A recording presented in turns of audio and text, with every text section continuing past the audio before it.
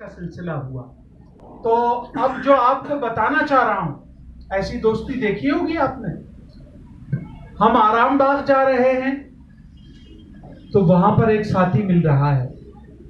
ہم ضیاء القادری بدایونی کی جو محفل ہو رہی عرس میں جا رہے ہیں، وہاں ایک ساتھی مل رہا ہے. واہ واہ واہ. تو پتہ یہ چل رہا ہے کہ شیر محمد صاحب جب ملتان سے آئے تھے اور ان کا ذوق و شوق محفل سرکار تھا. جہاں کہیں محفل ہوتی تھی ماشاءاللہ یہ پہنچ جاتے تھے.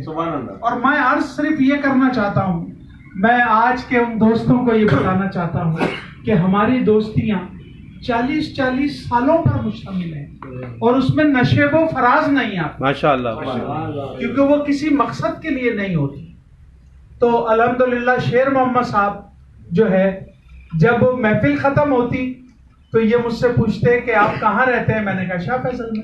تو کہنے لگے میں بھی شاہ فیصل میں. ماشاءاللہ آپ بھی رہتے ہیں. تو کتنا آپ یہ دیکھیں کہ حوالہ ہے سرکار کی نعت کا. کیا کہنے. اور میں وہ جو آفاقی دوستی کہتا ہوں، آفاقی رشتہ کہتا ہوں قمر انجم کے حوالے سے، تو وہ یہ ہے کہ کتنی قومیتیں وجود میں ہیں. واہ واہ. دہر میں خوش کو تر کے رشتے بہت خوب ڈاکٹر ہم نے بنیاد دوستی رکھی، یاد خیر البشر کے سبحان رشتے. اللہ. تو ایسی دوستیاں بھی بڑی عظمت والی ہیں، اللہ انہیں سلامت رکھے.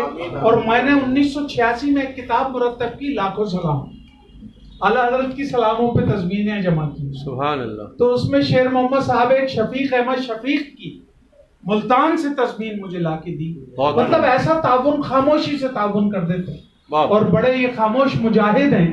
اور اب یہ ہے کہ ڈگروڈ معصوم شاہ بخاری جو ہے وہاں پر یہ محفلیں سجاتے ہیں ہر جمعے کو مغرب سے عشاء تک. تو